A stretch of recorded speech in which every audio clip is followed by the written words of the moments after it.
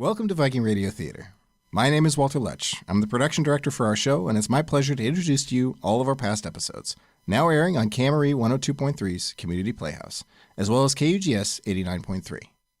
Viking Radio Theater is a modern radio drama production, created every month by students from Western Washington University and other local artists. Our mission is to bring back the unique thrill and imagination of radio theater, with new original scripts produced by the talented actors and writers we have right here in Bellingham. If you're interested in voice acting, script writing, or sound editing and effects, consider being a part of our show. You can get more details by sending us an email at vikingradiotheater@gmail.com. And if you just want to listen to the show, keep tuning into KMRE and check out our YouTube channel, where you can listen to all of our previous episodes at youtube.com/vikingradiothéâtre. Without further ado, we'll get into the show, starting with The Face on Mars by Dwayne Yancey. The place? Mars, before the water ran out. The office of a provincial governor. He is working at his desk when his aide enters holding a newspaper. Sir, there's something odd in the Chronicle. There's always something odd in the Chronicle. This is about you, sir. Not surprised. The Chronicle's never been in my corner. I mean, this is really odd. You're about to explode, Garzak. Just come out and tell me. Well, this is going to sound really strange. You've already said it wasn't the Chronicle. But you know those crazy people who are building that big pyramid thing? You know, the one with the face on top of it? The end of the worlders. Yeah, those. Well, there's a story here about what they're doing. So? It says... Well, look, they got a picture of it. I've seen pictures of it. Now, if you'll excuse me. It looks like you. Sir, see? Right here. The aide shoves a copy of the newspaper in front of the governor. Maybe a little. More than a little. You can just leave it. I'll look at it later. It's got to be some kind of joke. Well, they are funny people. Not that kind of joke. They're trying to make fun of you. Are they, Garzak? Are you sure? You should take some kind of legal action. You want me to sue them? You're the provincial chancellor. You could do something. You could find some law or something. A lot of people wonder why you haven't stopped them from building it in the first place. Where are they getting all that money anyway? It's just strange. Strange things upset people. All that talk of the world running out of water and how we're all going to die. You should do something. I should do something. Should I? Yes. Because some crazy people out in the desert are trying to carve a face onto the top of some plateau or something. It's a provocation, that's what it is. They're showing disrespect for your authority. Are they now? Absolutely. They're mocking you, because you wouldn't go along with their crazy canal project. Garzak, how long have you worked for me? Since your first campaign for local elector, you know that. So you know public criticism doesn't really bother me. Yes, sir. But an editorial in the Chronicle is one thing. This is quite another. Yes, it is. An editorial in the Chronicle is gone the next day. That's just politics. But this is personal. And permanent. Yes. As permanent as anything carved onto the top of a mountain can be. And they say this thing will be so big you could see it from out in space. Well, not that there's anything out in space. That would be as crazy as they are. They're not crazy. What? Garzak, I don't like to lie. Oh, lying to the public is one thing. That's just leadership. But I don't like to lie to the people around me. I beg your pardon? Can you keep a secret? I need you to keep a secret. About what? That face. The face on Mars, they call it. What about it? I know it's me. And you're not bothered by it? On the contrary, I commissioned it. What? Secretly, of course. They think it's a political statement, but the joke's really on them. I don't know what you're talking about. Of course you don't. Not many do. You're confusing me. Their secret benefactor who's paying for all the work? The one I promised to investigate? Yes, what about him? Have you figured out who it is yet? It's me. What? Oh, they don't know that.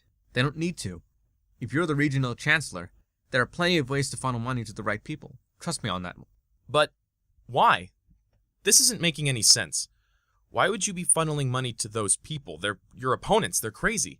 Exactly. It keeps them busy. What are you saying? There's something you should know, Garzak. There's something probably everybody should know. We just can't tell them yet. What's that? We really are running out of water. What? I've seen the reports. Those people are right. The rate of evaporation into space really is increasing, geometrically. In a few years, the fourth planet will be nothing but a desert. A cold, lifeless desert. No! But I thought you said... Publicly, I've said it's junk science. But it's real, Garzak. More real than you know. That can't be. You know the real reason I vetoed the canal project? The one they said would save us by bringing water down from the poles? Why's that? Too little, too late. Not at the rates of evaporation we're seeing. We could tax every Martian to death to build that canal, and still not save the planet. But I thought you said we didn't need it. Oh, I've said lots of things. But I've always been true to my principles. Your principles? Better to deny the problem, and let people keep their money, and enjoy themselves while they can. You're making this up. I wish I was. I wish I was. But that face... Why pay them to build it? Keeps them out of trouble. For a fraction of the cost the canal would have been. Keep a lot of hands employed. So it's a make-work project. That's what you're saying. Okay, so I've bent some on that principle, but you can't have that many people running around with time on their hands when the world is about to end. Who knows what kind of trouble we'd have then? We'd have blood in the streets. At least this way, we control the chaos. For a little while longer, at least. And you've conned them into putting your face on this thing? Pretty much. They were going to carve a face anyway. I just arranged for them to make it mine. They fell for it. They think they're laughing at me. Let them laugh. But once we're all dead and gone, all our great civilizations turned back into dust, all our arts, all our architecture, erased from this planet as if we never existed in the first place. Well, if there really is anyone out there somewhere, if they come here and look down, they'll see a face. And they'll know we were here. And when they do, it's my face they'll see. I will be the face of our entire planet. How's that for a legacy? I don't know what to say. Neither do I, Garzak. Neither do I. The end. That was The Face on Mars by Dwayne Yancey. The part of the narrator was played by Delaney Rogers. The part of the governor was played by George Blanchard. And the aide was played by Tyler Detrick. And now we're going to head to a quick commercial. Tired of spending endless hours preparing a single meal for your demanding family? Thanks for the dry turkey, Mom. The watery gravy almost made it edible. There has to be an easier way. And now there is. Introducing Thanksgiving in a Can. Reduce all that cooking time to one trip to our easy-to-navigate website. Our Thanksgiving holiday in a can comes in a variety of sizes. Small, medium, and extended family size. Each convenient canned holiday dinner includes a full-size turkey, mounds of mashed potatoes, a surplus of stuffing, a boatload of gravy, plenty of peas, succulent sweet potatoes, and, of course, cranberry sauce. We will deliver our delicious canned holiday suppers right to your doorstep using our company forklift. Then, all you have to do is grab your chainsaw to pry off our easy-to-open lids and eat. So this year, why not enjoy your holiday and leave the hard work to us? Thanksgiving in a can, probably better than your cooking. You're listening to Viking Radio Theater on KMRE 102.3. Up next, A Game of Chess by Kallan Gustafson. It is a frigid January evening in a small New York park. At exactly midnight, two women enter from opposite directions and sit at a chess table. One takes out a board, the other provides the pieces. Neither wears a coat. How was the war? What? The war. Last time we met, you said you were going to Germany. Oh, yes. It was tedious. The second one was even worse. I was in Paris at the time, impossible to get anything done. I think it would have been easier to eat. Yes, because that one perk makes everything else moot. With the pieces in their proper positions, they begin their game. What kind of work were you doing in Paris? I was repairing watches. You have always been a fan of clocks. I like the mechanics, not the actual clock. Electric watches are all the rage now. Maybe you should try your hand at engineering. Might be fun. You know I despise engineering. I've actually been repairing antique grandfather clocks from the 17th century. I even fixed one that I made. That must have been nice, like seeing an old friend. Well, that's what I've been doing. Where did you go? You said you had tired of Europe and its inane politics. I went to South America for a time, and then Southeast Asia. What did you do? Photography. I should have known. You've always been an artist, even during the Dark Ages. I despise that term. It's not even used anymore. I'm not a historian. Neither am I, but it does me well to keep up with the times. You keep up for both of us. Now, did you really just gallivant around the southern hemisphere with a camera for a century? I eventually tired of the heat, so I went to Siberia. Siberia? How did you find anything to eat? It's more populated than you think. And once that Russian fellow started sending those poor souls out to work themselves to death, it became much easier. You've always been so sympathetic to humans. It worries me. And you never feel any sympathy at all? No, why should I? We were like them, once upon a time. Yes, and now we are not. Don't be so sentimental. The two fall silent and continue to play. No move is made without considerable deliberation. The game progresses slowly. So what are you going by now? I'm Victoria. Beatrice. Well, we sound old-fashioned. I wonder why. Did you just try to make a joke? You? You seemed mad at me. I thought it would lighten the mood. Victoria looks as though she is struggling not to laugh. Are you mocking me? No, I appreciate it. Good, because I will not be doing it again. It doesn't suit you. I know. I mean, only one of us can be a moody, miserable stereotype. Two would just be overkill. And I thought these little playdates were supposed to be fun. I don't have to sit here and let you insult me. You insulted me first. They stop playing and glare at each other for a moment before both laughing. Here we are, thousands of years old, acting like children. A little levity would do you well. And a little less might be better for you. After their small pause, they go back to the game. Whatever happened to that woman you were seeing? What was her name? Giselle. I broke things off with her when I left for Paraguay. How did she take it? Not well, but it really was for the best. She was going to get married soon, whether I was there or not. When did she die? The Spanish flu got her. What a shame. You know, you could avoid these kinds of things if you stopped getting attached to humans. Because your relationship with Patrick set such a great example. Better than using humans as your playthings and then letting them die. So you do care. That's not what I meant, and you know it. You never have any normal relationships. You only go for humans because you're afraid of commitment. Eternity is quite a long time. Oh, grow up, Victoria. I need to grow up. You're the one who is constantly oblivious. Can you name the current president of the United States? How about the reigning monarch of the United Kingdom? Like I would ever trouble myself with such useless trivia. Victoria looks like she is about to argue, but says nothing. The game is reaching its final stages. I see your playing has not improved. I beat you last time. That was luck. No such thing as luck. That's why we made it in the first place. I have always regretted that we let humans play. It was an accident. Besides, I say let them have their fun. They really get into it. Have you ever been at one of their fancy championship things? Very entertaining. Do not call it an accident. You're the one who let the little urchin go. Little urchin? The man had to have been at least 40, Beatrice. And you took care of him later that week. It was too late, though. Why don't you like them playing it? Humans pollute the game, like they do everything else. You're cheery tonight. It was bad enough when the others started playing. But they're like us. Why do you care? Because it was our game first. We made it. We should be the only ones playing it. Now who's the sentimental one? You know what I mean. I haven't even been to India since it happened. I think India is lovely. That man didn't even play it correctly.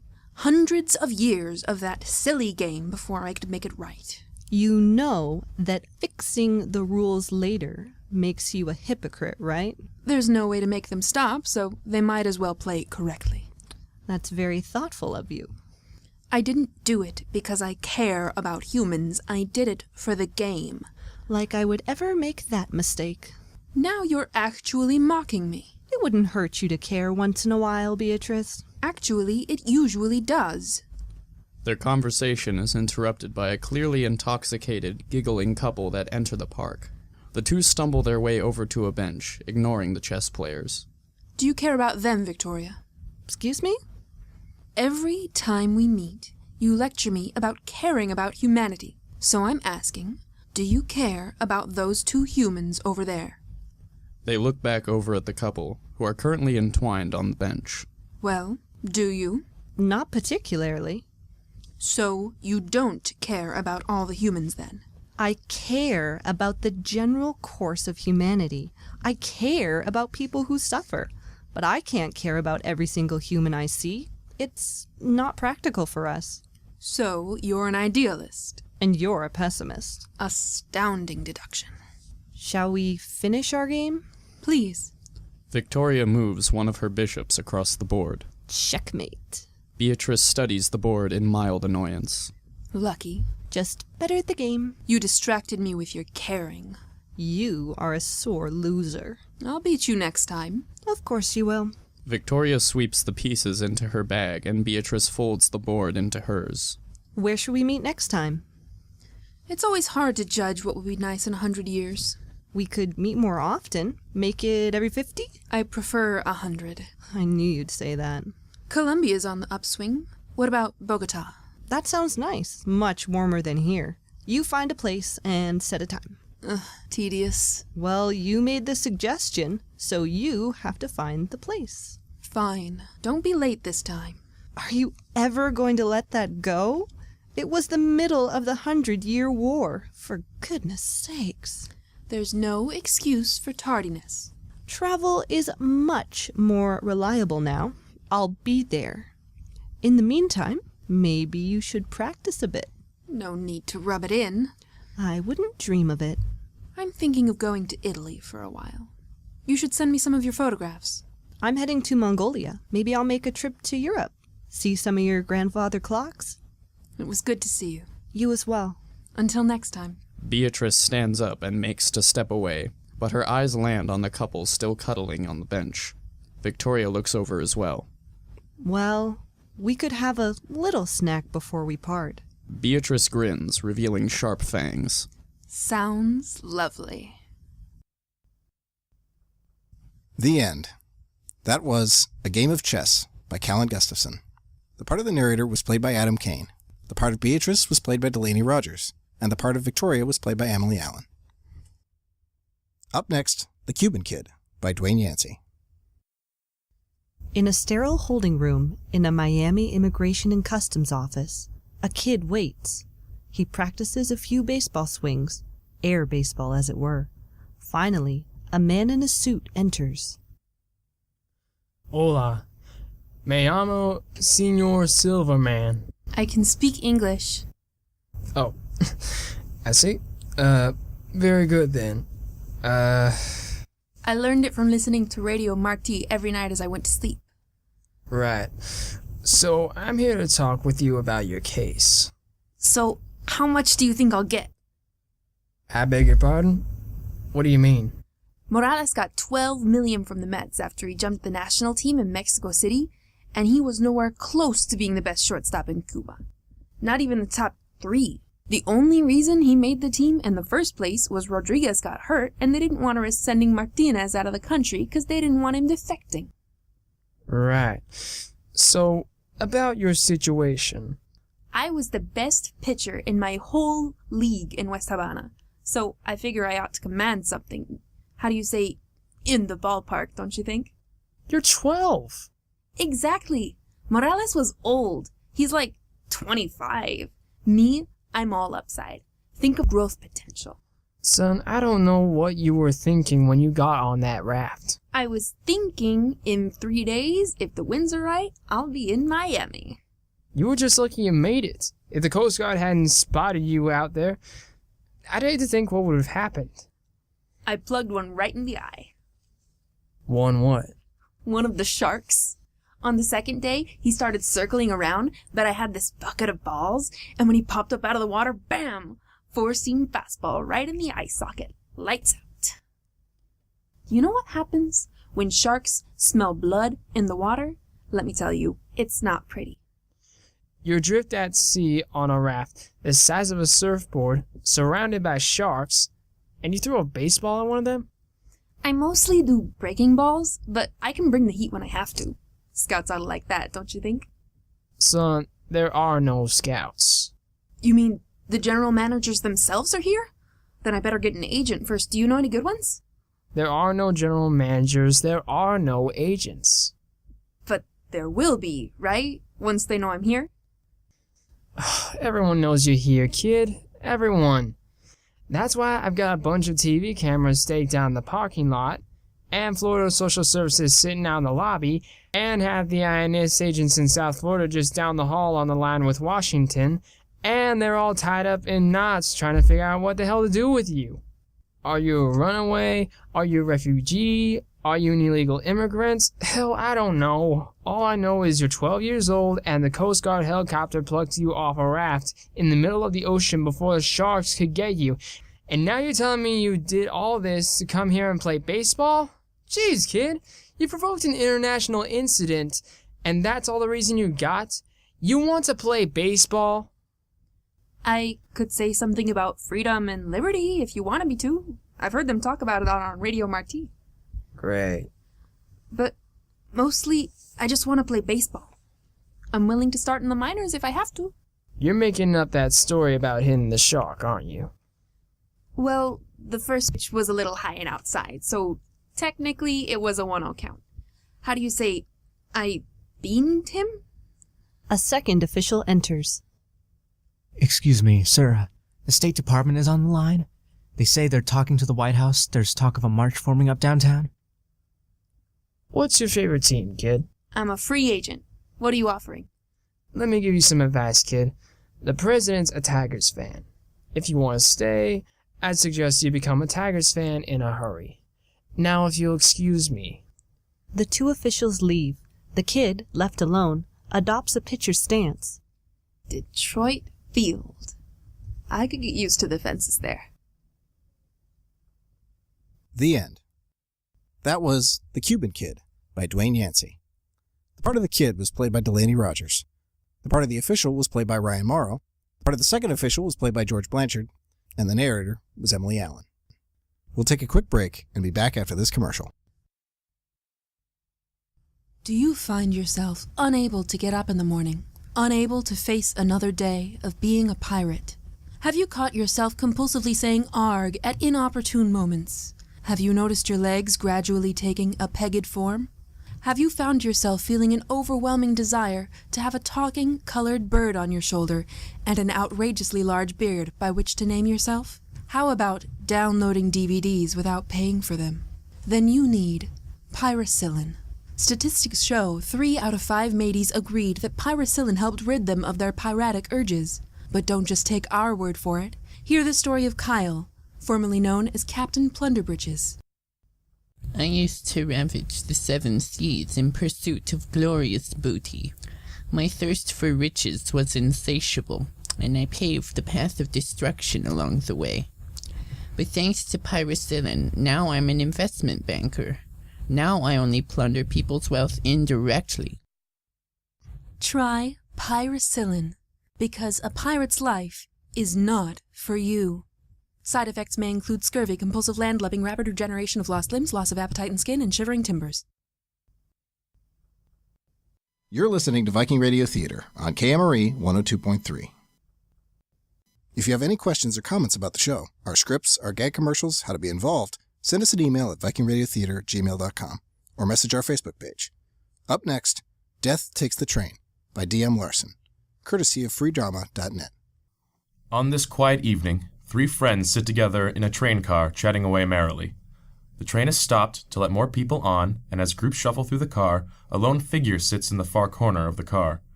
The figure wears a robe with the hood pulled in front of his head so that his face is in shadow. In his right hand, he carries a giant sickle. The friends cease their chatting, staring at the hooded figure for several minutes. Finally, one of them speaks. Is that who I think it is? I think so. What's he doing on this train? How do you know it's a he? Death is always a guy. Always. I think so. But he's wearing a dress. Or it's more of a muumuu. Robe. It's a robe. Guys can wear robes. After a shower. Or if they're some kind of judge. Death is like a judge. True. I see what you mean. A justice of the peace. A justice of rest in peace. Nice one. Thanks. You're welcome. So, what's he doing here? He's got a client, I guess. One of us? No, he's probably on his way somewhere. Why is Death taking the train? His winged horse Death didn't have the guts to go there. Get it? Because it's a skeleton horse? No guts? Please don't explain the joke. It's not funny if you have to explain it. Jeez. I'll just let Mitch make all the jokes then. Thank you. You're welcome. Death taking the train doesn't make any sense. Doesn't that take too long? Wouldn't Death be in more of a hurry? Maybe not. Modern medicine is keeping people alive longer. I mean, maybe he's not in a hurry anymore. Maybe he's on a tight budget like the rest of us. The bad economy is even affecting life and death. I like Mitch's theory better. Of course you do. Mitch has a point. People aren't dying as quick as they used to or as often. Modern medicine can keep people alive for years beyond what normally would kill them. So Death saves money and takes the train. And he's being very environmentally aware, too. Trains burn much less energy than planes and cars. Death is doing his part to help the Earth. Wouldn't Death like pollution? Not necessarily. Maybe he likes the natural order of things. Maybe he's doing what he can to help restore the balance that people offset through technological advancements. Well said. Thank you. I wonder where Death takes people. To the HE double hockey sticks placed down below. What if they're good? Heaven. Wouldn't that be an angel then? We're all assuming there is a heaven. I'd like to think there is.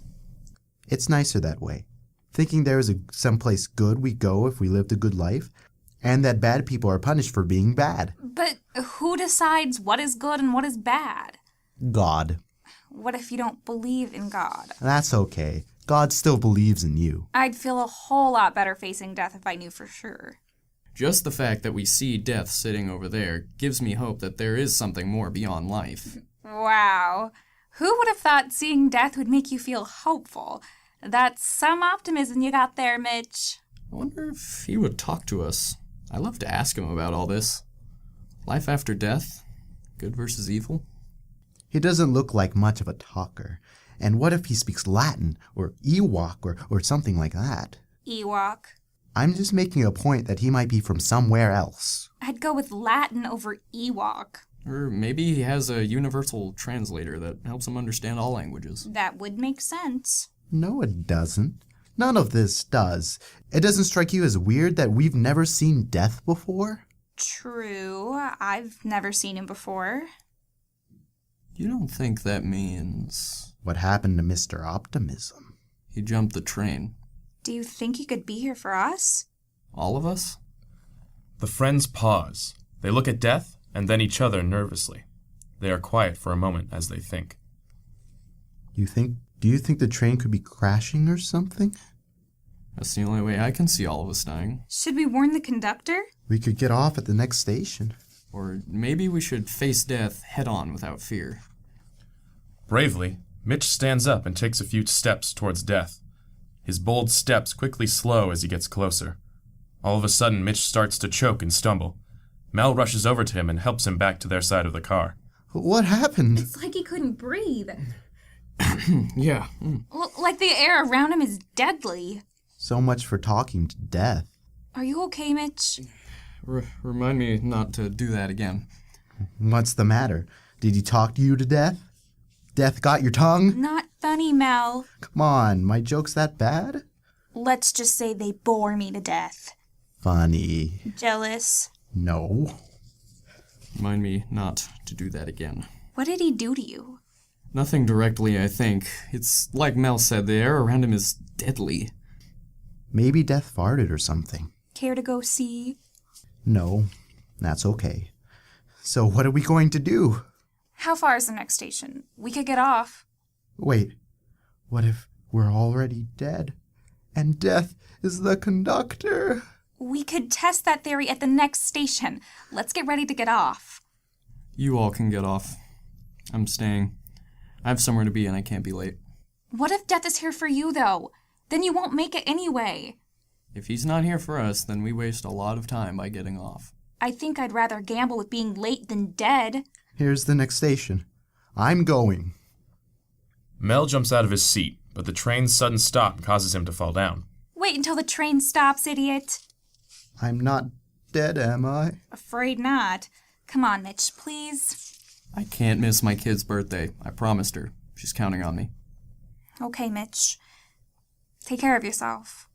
I will. Mel smiles back at Mitch before he and Tina exit the train. Mitch turns his gaze towards Death. So, Death, what's it gonna be? After a pause, Death gets up.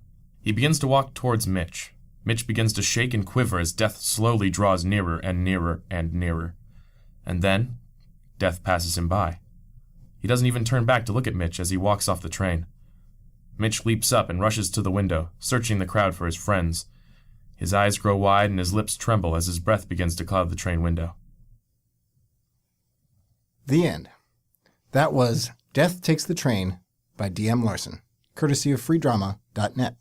The part of Mitch was played by Adam Kane. The part of Mel was played by Kendall Uyeji.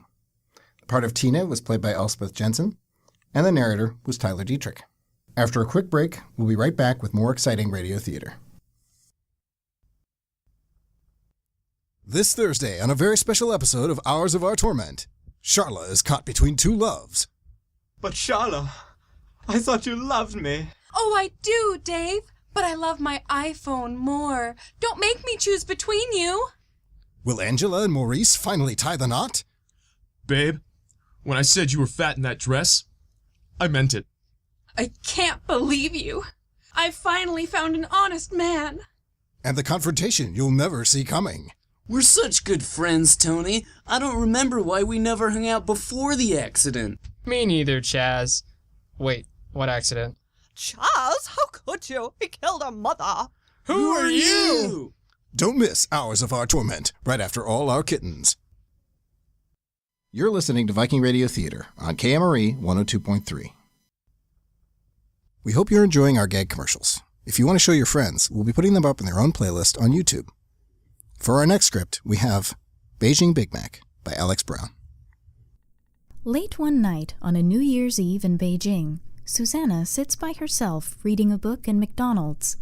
In a different section of the restaurant, Len picks up his tray with a burger and Coke from the counter. He looks around the restaurant and, spotting Susannah, walks over to her table. Can I sit here? Susannah looks up at Len. I said, can I sit here? She looks away.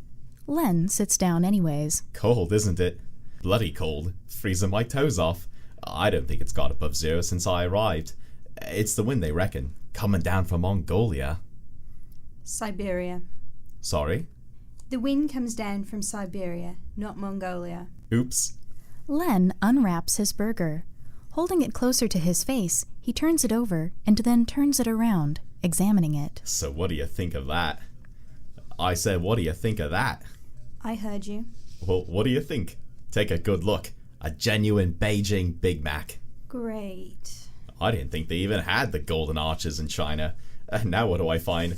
Right in the middle of downtown Beijing Central, my very own Mackie D's. And since it's New Year's Eve, I thought, hey, a special occasion. Treat yourself. Treat yourself to a Big Mac. Beijing style. Seeing the new year with a big bite. Well, here goes. Len chomps down and chews the burger. Hey, that's okay. No, it's better than okay. It's good.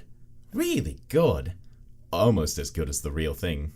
It is the real thing. Sort of, but not really. Not really real. Like back home. You want some? I'm a vegetarian. Then what are you doing in McDonald's? Me name's Len. Len sticks his hand across the table. Susannah stares at it. Len takes back his hand. Oops. He wipes it off on his pants. So when'd you get in? Susannah slams her book shut and puts it on the table. You see, now that ticks me off. What?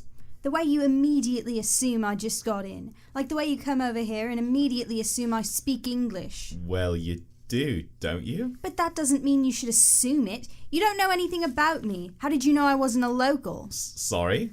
You heard me. How did you know I wasn't a local? I don't see too many other people with blonde hair in here. Just because I'm blonde doesn't mean I'm blonde, okay? Okay, don't get your knickers in a knot. I'll do whatever I like. I could have been naturalized. I could have been living here for years, but you just immediately assume that I'm not from here. I'm alien. So you're not an alien? You're from here? No, but that doesn't change my point. How would you have felt if I didn't speak English, huh? If you just came over here and started blurting? I wasn't blurting. And I couldn't understand a word you were saying. How would you have felt then? Pretty stupid, huh? You would have felt pretty bloody stupid. No. Whatever. Susannah turns away and begins reading her book again. Len goes to take another bite of his burger, but then pauses. See, this is no good now. You've put me off my Big Mac. On New Year's Eve, too. I said I'm not eating my Big Mac. Do you know how much crap is in one of those? Hey, baby, you're eating it too. I'm not eating. I'm drinking. Tea. Green tea. Without milk. That's usually how green tea comes. It's all I can afford. I only come in here because I've got a friend who works behind the counter. He slips me an extra tea bag for free. A friend? He lives with the family I'm staying with. You're staying with a family?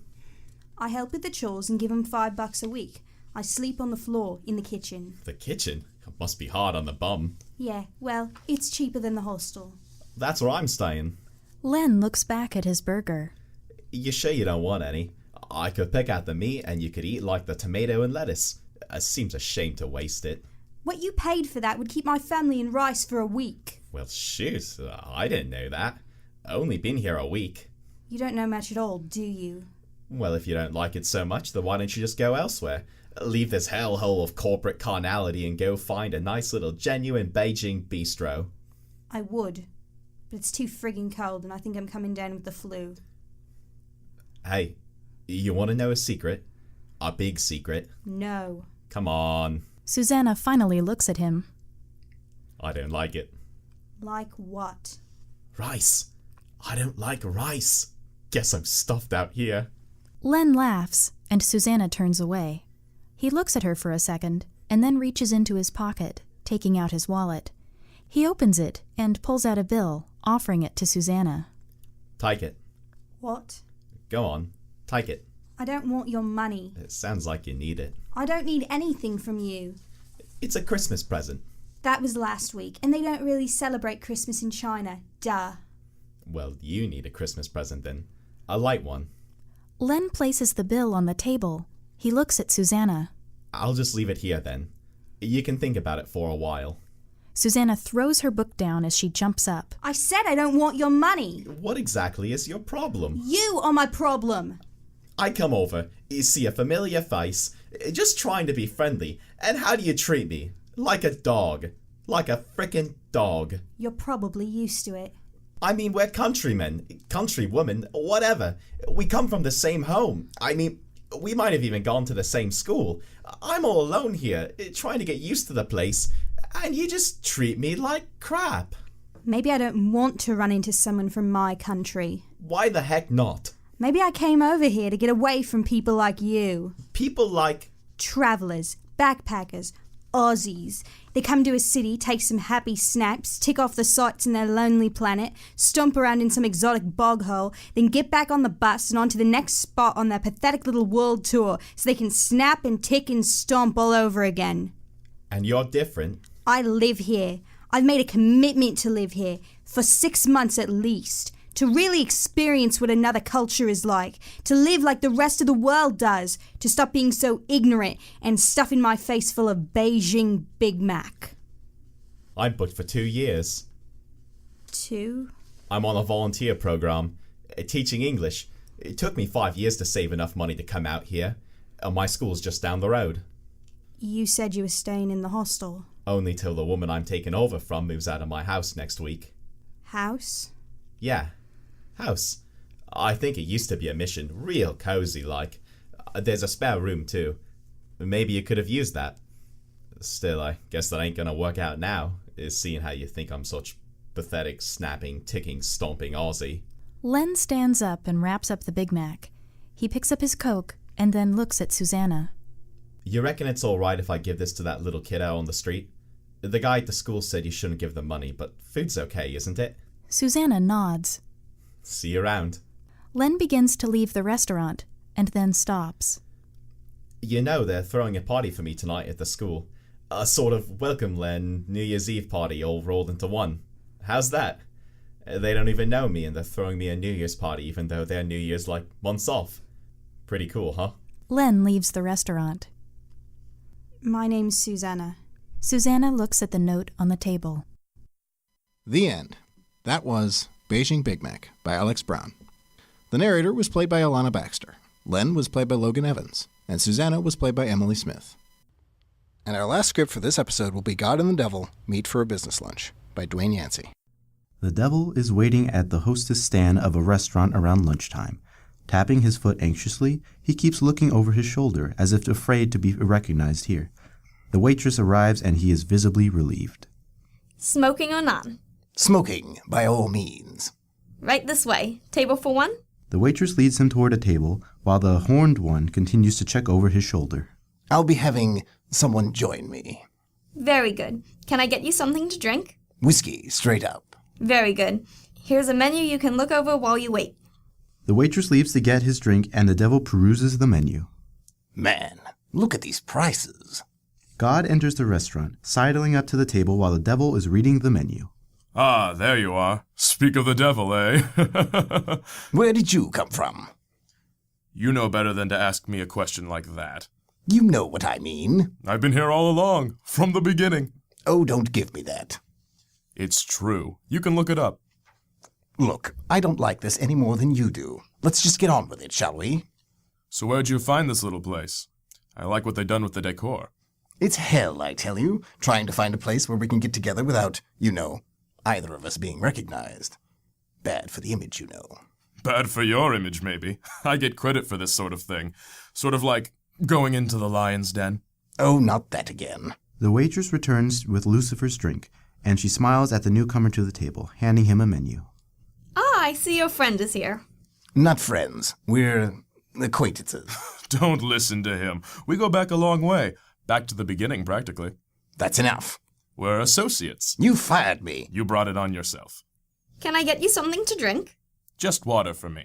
Very good. I'll give you a few moments to look over the menu. Just water? What? I like water. Oh, you're not going to pull another one of those little tricks, are you?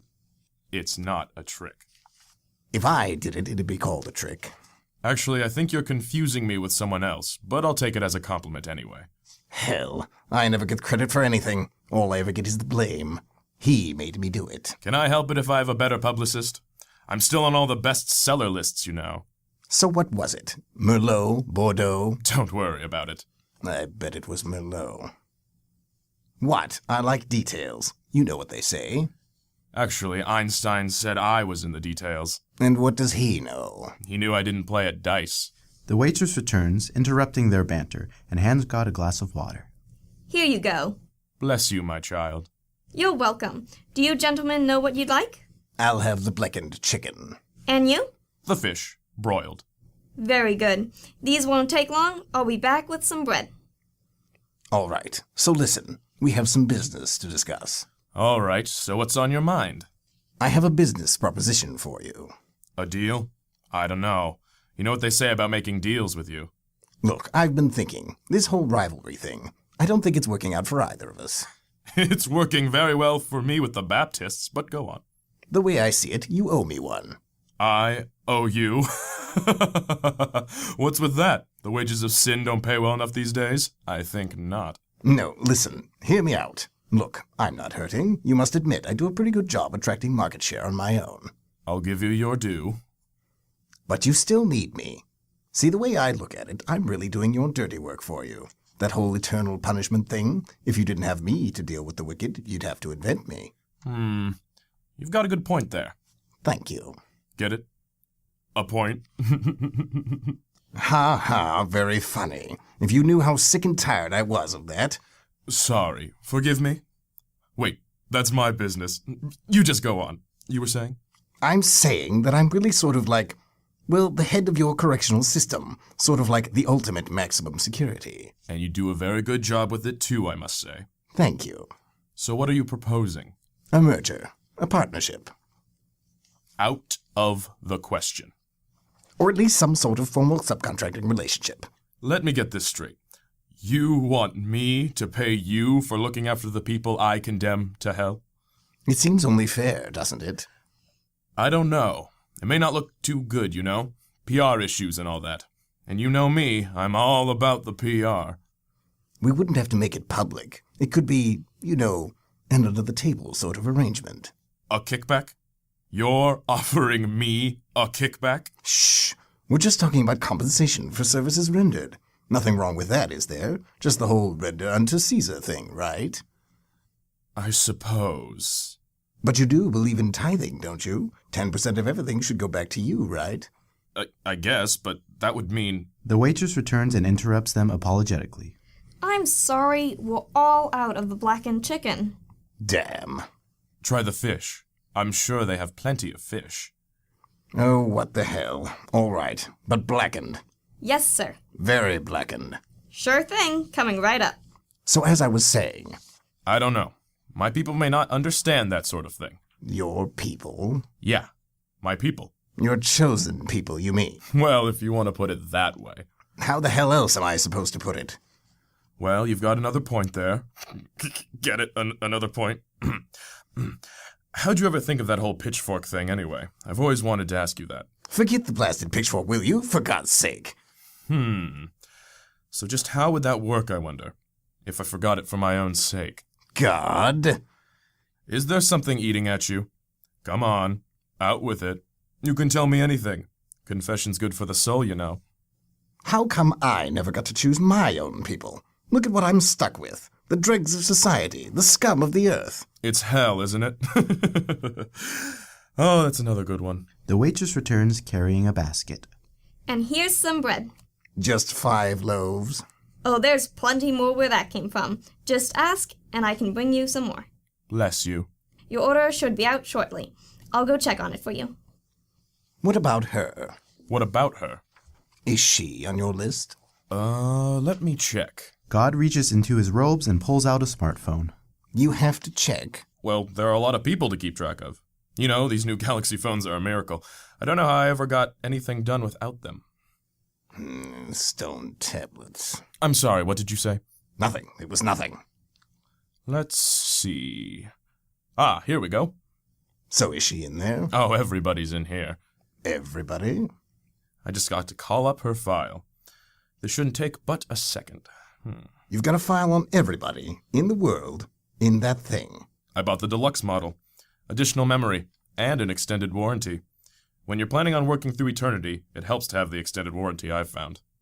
Tell me about it. My cell phone died on me last week. And you know what they told me? The warranty had run out the week before. Aha! Here she is. So what's it say? Maybe. Maybe? I've got her down as a maybe. What's that mean? It means, well, she's a maybe.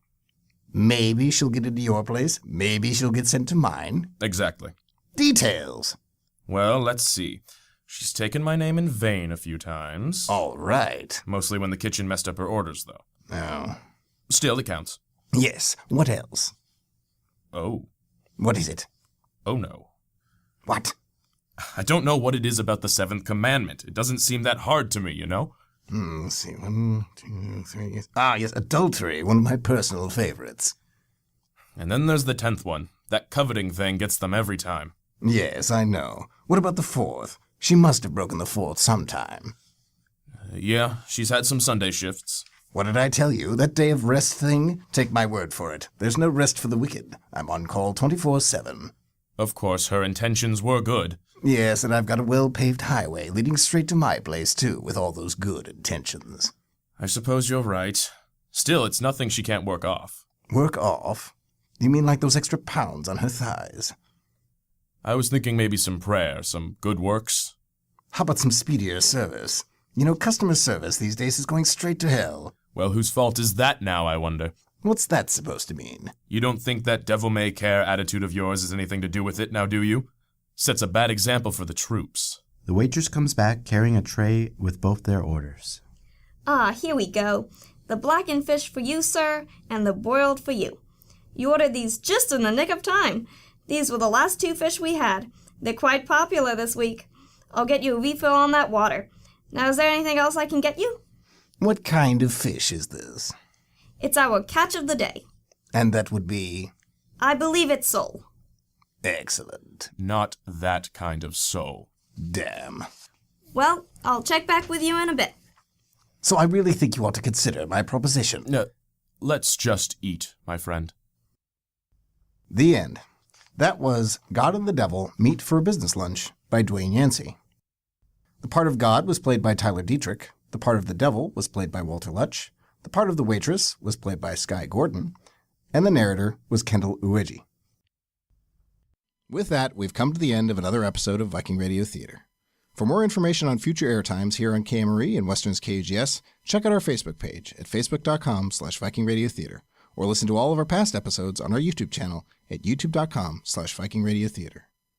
The writers who contributed to this episode are Dwayne Yancey, Kallan Gustafson, DM Larson, and Alex Braun. Our chief sound engineer is Blair Lorenzo, and Viking Radio Theater's theme music was written and composed by Kat Miller. From the cast and crew of Viking Radio Theater, thanks for listening.